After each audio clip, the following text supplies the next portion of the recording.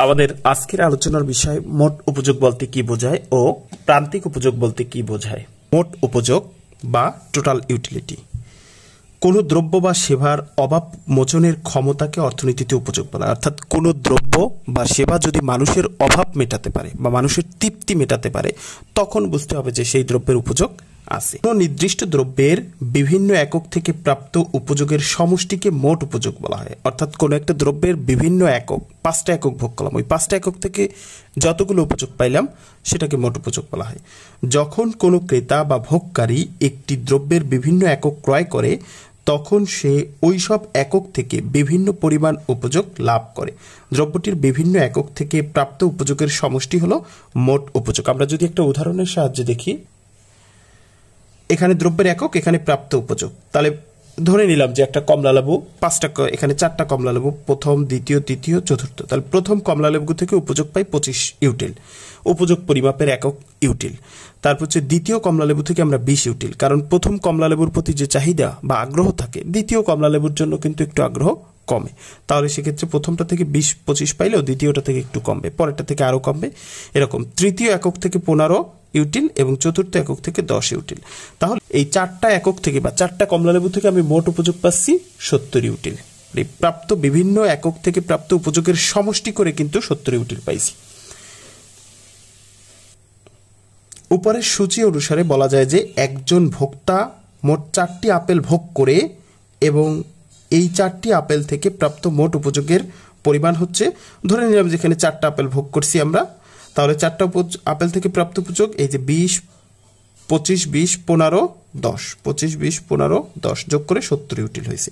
এটাকে যদি আমরা সূত্র আকারে লিখতে চাই তাহলে টিইউ বা মোট উপযোগ equal to mu1 mu2 plus mu3 dot dot dot mun, মানে প্রথম দ্রব্য থেকে প্রাপ্ত উপযোগ, দ্বিতীয় দ্রব্য থেকে প্রাপ্ত উপযোগ, তৃতীয় দ্রব্য থেকে প্রাপ্ত উপযোগ, এরকম করে যদি n সংখ্যক মানে যতগুলো দ্রব্য থাকবে সেই সব দ্রব্যের উপযোগের সমষ্টি হচ্ছে মোট উপযোগ। অর্থাৎ প্রতিটি একক থেকে প্রাপ্ত উপযোগের সমষ্টি হলো মোট উপযোগ। এই হলো আমাদের মোট উপযোগ। এবার আমরা প্রান্তিক উপযোগ বলতে কি বোঝায় আমরা সেটা দেখব। কোনো দ্রব্য বা সেবার অভাব মোচনের ক্ষমতাকে অর্থনীতিতে উপযোগ বলা হয় থাকে। কোনো ভোক্তা একটি দ্রব্যের একাধিক একক ভোগ করতে পারে, সেক্ষেত্রে প্রতিটি একক থেকে আলাদাভাবে যে উপযোগ বা তৃপ্তি পায় তাই হলো প্রান্তিক উপযোগ। মানে প্রত্যেকটা একাধিক একক ভোগ করলে প্রত্যেকটা একক থেকে যে উপযোগ পায় সেটাই হচ্ছে প্রান্তিক উপযোগ। অন্যভাবে বলা যায় যে ক্রেতার কৃত সর্বশেষ এককটিকে বলা হয় প্রান্তিক একক, সবশেষ এককটিকে বলা হয় প্রান্তিক একক, এবং এই প্রান্তিক একক থেকে ভোক্তা যে উপযোগ লাভ করে তাকে বলা হয় প্রান্তিক উপযোগ। আমরা যদি একটু উদাহরণের সাহায্যে দেখি, এখানে হচ্ছে দ্রব্যের একক, মোট উপযোগ, টিইউ মানে টোটাল ইউটিলিটি মোট উপযোগ, আর এমইউ মানে মার্জিনাল ইউটিলিটি প্রান্তিক উপযোগ। এখানে আমরা দেখতেছি যে দ্রব্যের 4টা একক ভোগ করতেছি, প্রথম, দ্বিতীয়, তৃতীয়, চতুর্থ। তাহলে প্রথম একক থেকে প্রাপ্ত উপযোগ হচ্ছে 25 একক, তাহলে এখানেও প্রান্তিক উপযোগ হচ্ছে 25 একক। এবার দ্বিতীয় মানে 2টা দ্রব্য থেকে প্রাপ্ত উপযোগ হচ্ছে 45 ইউটিল। যদি 2টা দ্রব্য থেকে 45 ইউটিল হয় তাহলে এখানে ছিল 25 আর এখানে হচ্ছে 45, তাহলে বাড়ল কত? 20। তাহলে এই দ্বিতীয় দ্রব্যের প্রান্তিক উপযোগ হচ্ছে 20 ইউটিল। এরপর তৃতীয় মানে 3টা দ্রব্য যদি আমি ভোগ করি তাহলে আমি মোট উপযোগ পাই হচ্ছে 60 ইউটিল। তাহলে আগে ছিল 45 আর এখানে হয়েছে 60, তাহলে বাড়ল কত? 15। তাহলে 15 ইউটিল হচ্ছে তৃতীয় এককের প্রান্তিক উপযোগ।